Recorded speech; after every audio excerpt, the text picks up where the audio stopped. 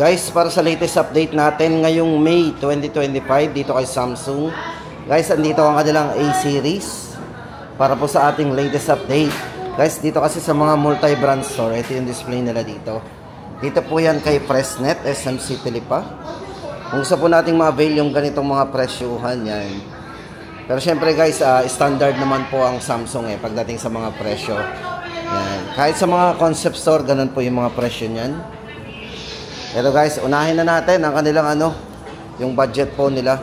Guys, ito kung naghahanap tayo ng budget lang dito kay Samsung, pero naka 5G na. Ang kanila pong Galaxy A06 5G. Yan guys 5G po to. Ito para po sa size ng screen niya, ito ay naka 6.7 inches. Naka high definition na display na yan. PLS display. Tapos guys, ito meron itong 5,000 mAh battery at naka 25 watts na po yung kanyang fast charging. Then pagdating sa processor, ginamitan po itong si A06 5G ng MediaTek Dimensity 6300. At sa mga mahilig sa camera guys, ito pong si A06 5G ay merong 50 megapixel po para sa kanyang main camera. Check po natin ang video nito. Linaw din. Guys, ito pagdating sa kanyang front camera, ito naman naka 8 megapixel. So meron naman siyang 8 MP. Yan, front camera, naka 8 MP yan. Then meron din po itong 4 year of security and 4 times OS updates. So meron siyang 4 na beses na updates pagdating sa operating system. Ito guys, para sa presyo po ng ating 4GB RAM 128. Ito po ay 7,990. Ayan, sa mga naghahanap lang po ng mura pero budget phone dito kay Samsung, Galaxy A06 5G 7,990. Tapos guys, andito naman ang kanilang awesome display. Yan. Ito naman po yung kanilang Galaxy A16 5G din po. Yan. Para po sa kanyang Super AMOLED display. Ito po ay naka 6.7 inches din. Ayan. Para po sa kanyang Full High Definition Plus display, Super AMOLED display. Naka Infinity U display po yan. 90Hz po yung kanyang screen refresh rate. At yung chipset na ginamit po dito is naka MediaTek Dimensity 6300 6 nanometer na. Pagdating sa kanyang main camera, ito po ay naka 50 megapixel para sa wide angle. So meron siyang wide angle sa main camera, naka 0.5 yan. Ayan, 10 times zoom.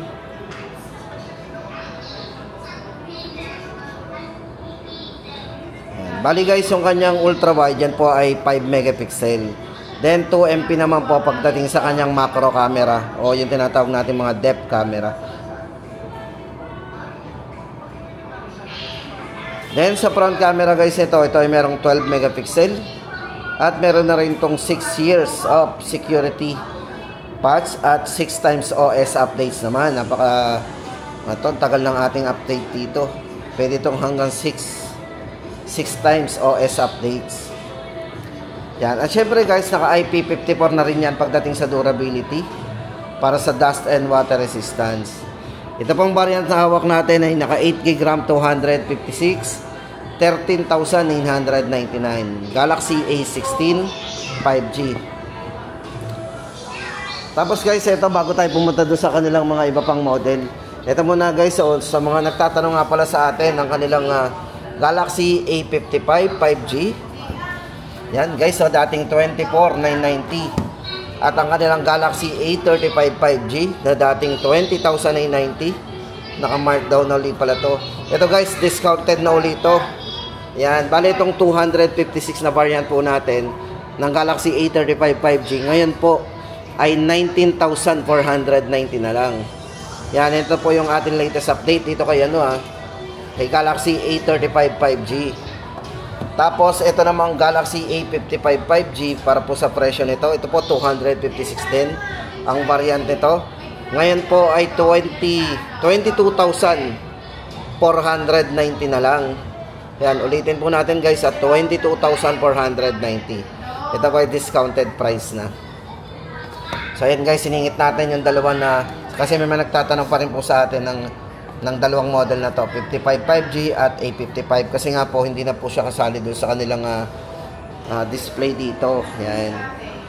Tapos guys, ito lipat naman tayo sa kanilang A26 5G para po sa ating latest update. Ito po guys, may dalawang variants po ang kanilang A26 5G. Pagdating sa durability guys, medyo mataas po to. Ito ay naka IP67 na para sa dust and water resistance niya. Then syempre guys, naka AMOLED display na rin. Naka full high definition plus display, super AMOLED display, Infinity U display. Ayan. 5,000 mAh battery at naka 25 watts na po yung kanyang fast charging.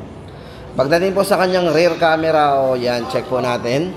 Ito ay merong 50 megapixel po na camera. At merong 8MP naman sa ultra wide. Yan, 8 megapixel yan. 2MP sa macro camera at 13 megapixel po sa front camera. At kung mahilig po tayo sa video, no worry guys, ito may smooth video po yan. Check natin ang video nito. Naka full high definition display at high definition display pagdating sa video. Yan, naka 60 fps po yan, ultra high definition. Ito guys, para sa ating price update nga pala dito sa kanilang A26 5G.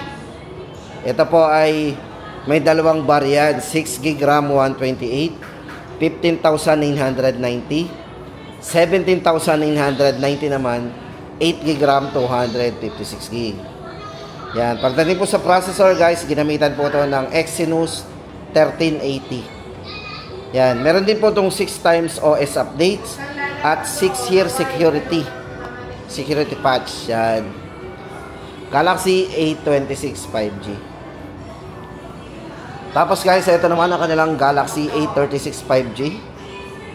Yan, para po sa ating update sa design po guys. Ito na yung design nila ng kanilang yan, ito na po yung design ng kanilang A36 5G.